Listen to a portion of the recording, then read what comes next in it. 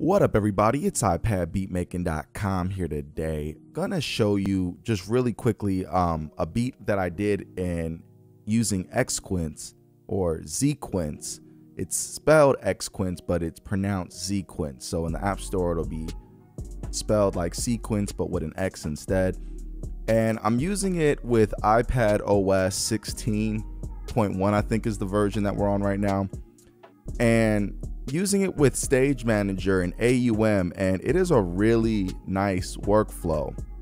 If you don't know, Xequence is unable to currently host any AUV3s or audio itself, so we let AUM handle that. But AUM is really an incredible mixer. You're able to do so much so efficiently, and it's just really stable, and it's just, to me, one of my favorite mixers. And I've always just wished I've had a timeline that I could edit my MIDI data on. I like using Atom, but that's cool for MIDI editing, but the arrangement is where I kind of run into issues with Atom. I don't want to launch and unlaunch things.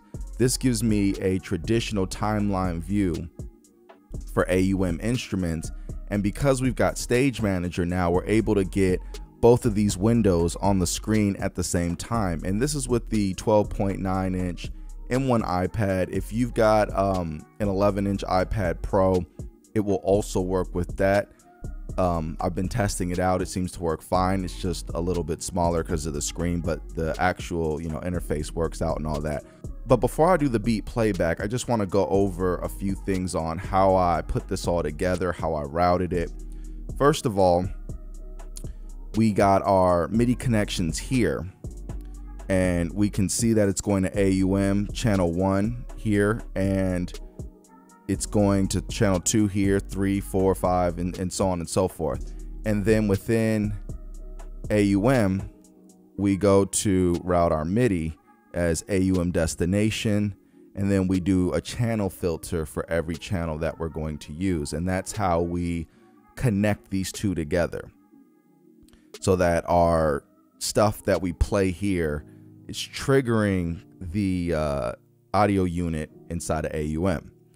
And what I love about Xequence is the MIDI editing is really, really good for one. So like if we take a dive into the piano roll, you can see that it's folded to the scale that I've chosen, and we could see the scale here is D Lydian. And so we've got the gorgeous Xequence keys kind of layout. We can choose to have our velocity on or off, and there's just something about this interface that's just so comfortable to play on for touch. It really invites me to explore different melodic possibilities, and the MIDI editing then gives me the convenience with touch of being able to go in, try out different notes, know that I'm in scale. You can either snap things to the grid or not. It's just a really, really comfortable interface to work in. And you can even, as you select things, you can process things. You can flip it horizontally, vertically. You can quantize the ends, quantize the whole entire, quantize the whole entire sequence, whatever you want to do. And it's even got ghost notes of sorts here. You can select which track you want to see in conjunction with what you've got going on. And it's just a really beautiful thing. I don't think it's going to show it there because there's no bass line playing at that specific section. So let's go to the next section, make sure we're in the right one. Yeah, we are. So go to the next section, go to view, show in background, select track. Let's go to our bass line, and then underneath here you can see it's gray. We can see our bass line, and if we were to select, if we were to say join these process, we could join them, then we'd be able to see everything at once. I don't want to do that right now because I'm still kind of building the arrangement, but I really enjoy how easy it is once you've got everything hooked up to just explore the MIDI. So like I've got my Satella kits mapped. So we've got the drum map here, and it's mapped to Satella, and we're able to see, generally speaking, where a kick should be, snare should be, percussion element should be, close hi-hat, open hi-hat, because I've built the kits to be pretty consistent across the board. And these pads can be velocity sensitive, or you can turn that off and then there is no velocity sensitivity. But yeah, I really enjoy the MIDI editing with this. It's got handlebars, which I love. It's also got handlebars for the velocity. You can you know, just do so much. Do the data type, you can see what the velocities are, and then you can choose to draw in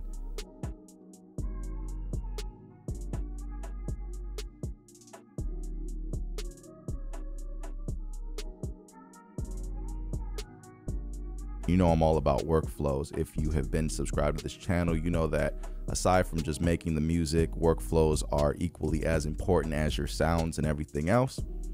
So with all that said, yeah, just wanted to go over this a little bit. And what I really like about it also is, in this case, I was auditioning a sound and I was just really feeling the sound. I don't think the sound fits the composition as a finished product, but at the time I was having a lot of fun.